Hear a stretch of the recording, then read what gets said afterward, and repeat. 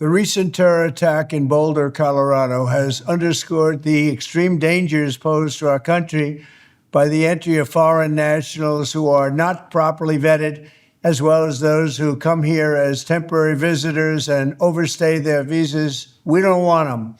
Through my face, I will tell him Africans they are human beings like him, and there's black Americans who lives there, who works there, who are looking for better life in the United States of America. So it's not about skin, it's about humanity. All right, my people, it's official.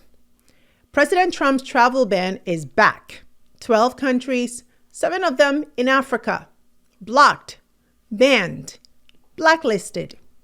No warning, no consultation, just a stroke of the pen. And suddenly millions of people are being told they are not welcome.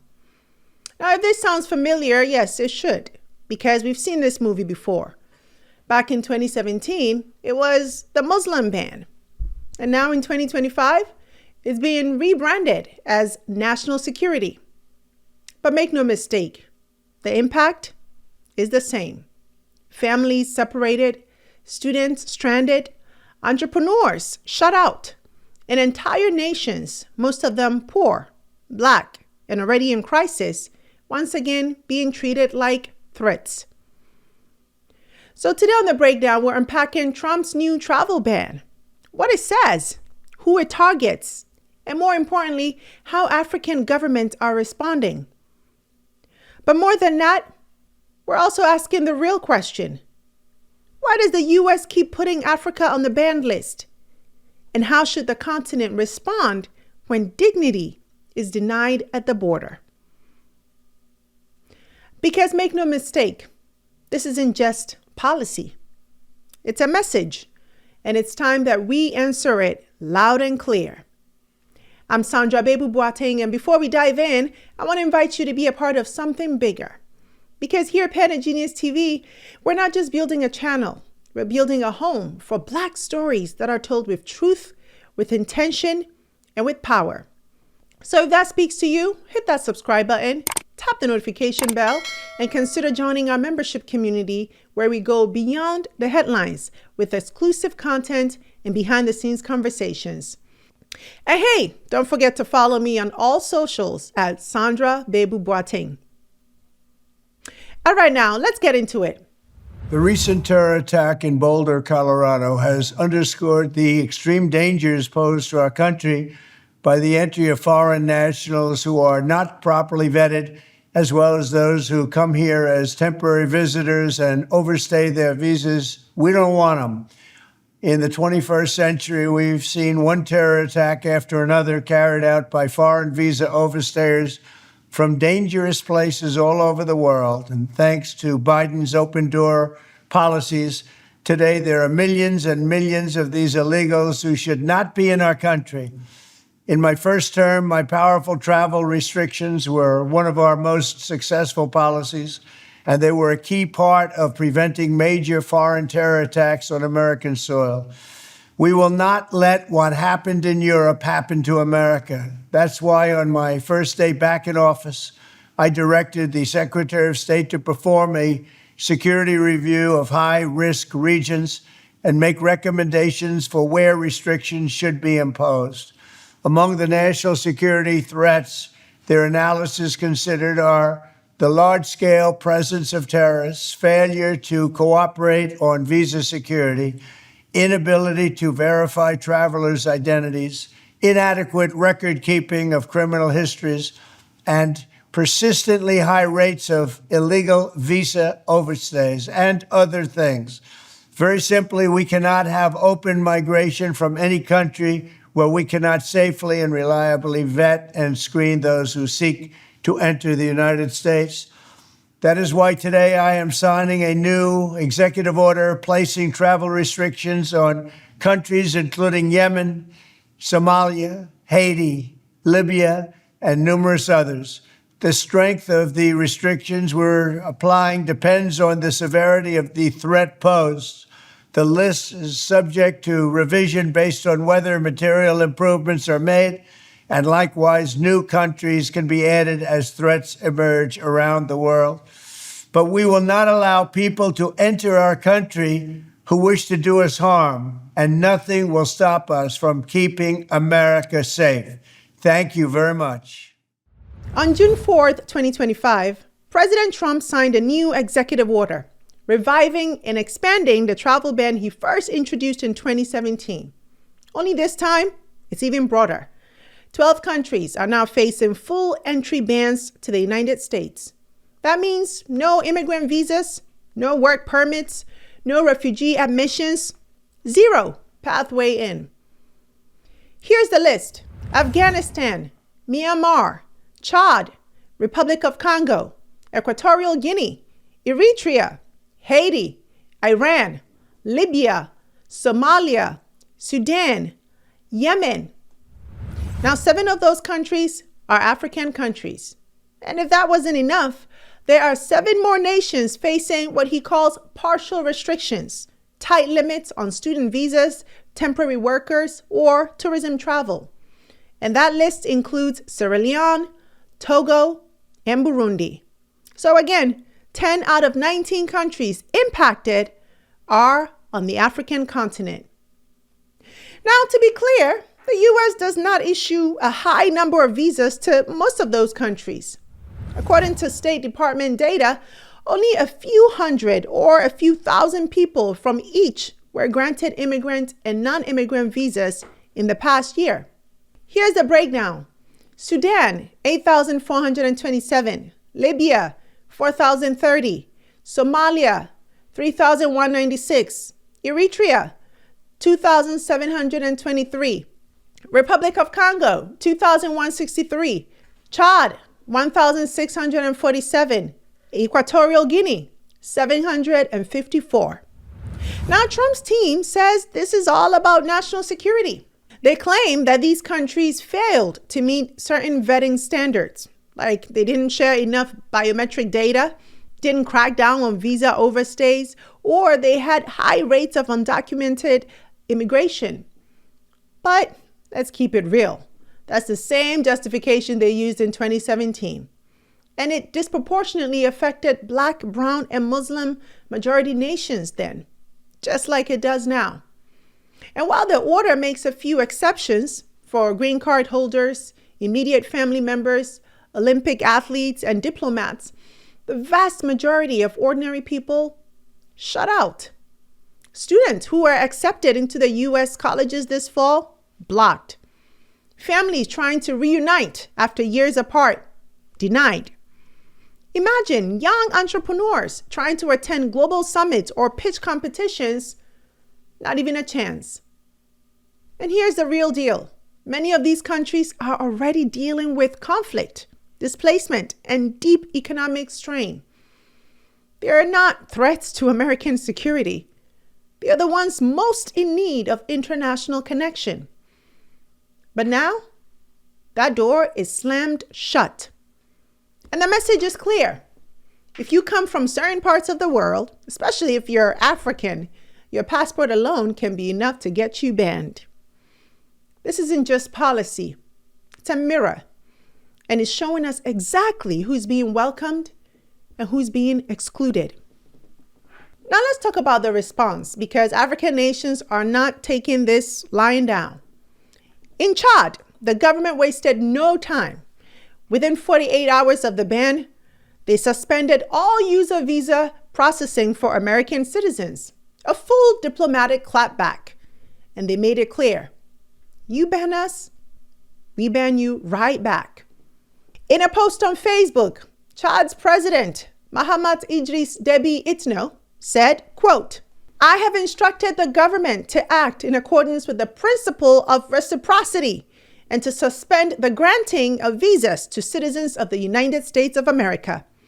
Chad has neither planes to offer nor billions of dollars to give, but Chad has its dignity and pride. Oof. Now listen, sure, there probably aren't thousands of Americans lining up for visas to Chad, but that's not the point here. The point is the principle. He's saying, we may not be rich, we may not be powerful, but we will not be disrespected. And that last line about not having planes or billions to offer, there's a deeper truth there. Because here's a question. Why did the Republic of Congo make the list, but not the Democratic Republic of Congo? The answer? Because the DRC is currently in the middle of a multi-billion-dollar minerals deal with the US. So yes, if you've got resources to offer, if your country is tied into America's economic interest, you're conveniently left off the blacklist. That's what makes Debbie's words even more powerful. Because in a world where global power is bought and traded, he's asserting that dignity isn't for sale. And honestly, that kind of leadership, that clarity of voice, is exactly what more African leaders need to start embodying.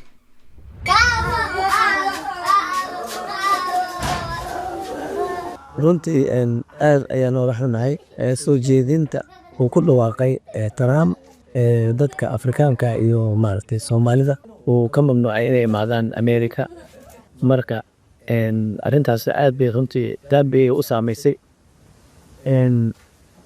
waxaan oran lahaa arrimaha noocaas ah Mr. Trump inuu maxay ahayd ka fiirsado Soomaalida dad wanaagsan waa dad xun maaha maskaxdiisa waxaa ka buuxa Soomaalida dad xun yihiin laakiin Soomaalida dad ka xun ayaa Amerika jooga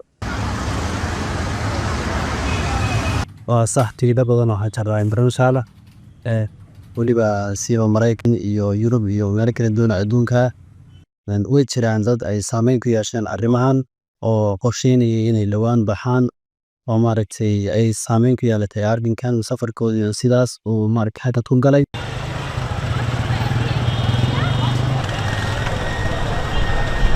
Through my face, I will tell him like Africans, like they are human beings like him.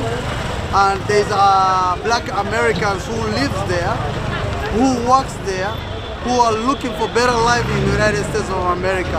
So it's not about skin, it's about humanity. For America is a land of opportunity. It's multicultural. There's all type of culture over there. So even that I'm Somalia, I prefer being East Africa. I prefer being I don't prefer being America. I'm Africa. Even that he says Somalian people, they're not supposed to be in America, I feel like he being racist. Somalia, on the other hand, has chosen to respond diplomatically. Somali ambassador to the U.S., Dahir Hassan Abdi, said in response, quote, Somalia values its long-standing relationship with the United States and stands ready to engage in dialogue to address the concerns raised. Republic of Congo, on the other hand, said they were surprised by this move and believe that it was some sort of a mistake. One of the other countries, the Republic of Congo, was surprised by this move because they think it's a misunderstanding. They think that President Trump probably meant to sanction and to block citizens of the Democratic Republic of Congo, which he claims they've been sending some criminals to the United States. They said that they've asked the United States for interpretation and clarification about what happened. In fact, the Foreign Ministry, the Information Ministry in the Republic of Congo said that the Republic of Congo is neither a terrorist country, nor does it harbor any terrorists, nor is it known to have any terrorist vocation. So they were surprised to be included in this list. And in fact, the visa overstay rate is much lower than the visa overstay rate of citizens of the Democratic Republic of Congo. Yeah, what can I say, Republic of Congo? You don't have any precious minerals to offer. But it's not just about individual countries. The African Union stepped in with a statement of its own. In a formal statement, they said, quote, the African Union Commission has taken note of the recent proclamation by the government of the United States imposing new travel restrictions affecting nationals from several countries, including some on the African continent. While recognizing the sovereign right of all nations to protect their borders and ensure the security of their citizens, the African Union Commission respectfully appeals to the United States to exercise this right in a manner that is balanced, evidence-based, and reflective of the long-standing partnership between the United States and Africa. The Commission remains concerned about the potential negative impact of such measures on people-to-people ties, educational exchange, commercial engagement, and the broader diplomatic relations that have been carefully nurtured over decades. Africa and the United States share mutual interests in promoting peace, prosperity, and global cooperation. The African Union Commission respectfully calls upon the U.S. administration to consider adopting a more consultative approach and to engage in constructive dialogue with the countries concerned. The Commission appeals for transparent communication and, where necessary, collaborative efforts to address any underlying issues that may have informed this decision. The Commission stands ready to support efforts that promote understanding, resolve concerns, and strengthen cooperation between Africa and the United States. End quote. So, my people, let's be clear. This isn't just about visa, forms, and airport security. This is about real people, real lives, real futures that are now put on pause. We're talking about families who've waited years to reunite, suddenly told that the door is shut. Students who got into top U.S. universities this fall, now stuck, unsure if they'll be able to take their seats. Doctors, researchers, engineers, locked out of opportunities to travel for research and conferences. Young, ambitious Africans, entrepreneurs, creatives, change makers who see education and global mobility as a bridge to something greater. And that bridge, Trump just tried to blow it up. And here's what's worse. Many of these nations are already dealing with war, displacement, and economic instability. Somalia is facing one of the worst humanitarian crises in the world. Sudan is in the middle of a civil war. Haiti just saw its government collapse. And now the U.S. is saying, we're shutting the door on you. So let's be honest. This isn't just about security, right? It's about selective exclusion. It's about who gets seen as valuable and who gets treated as disposable. And from a strategic perspective, this hurts the U.S. just as much.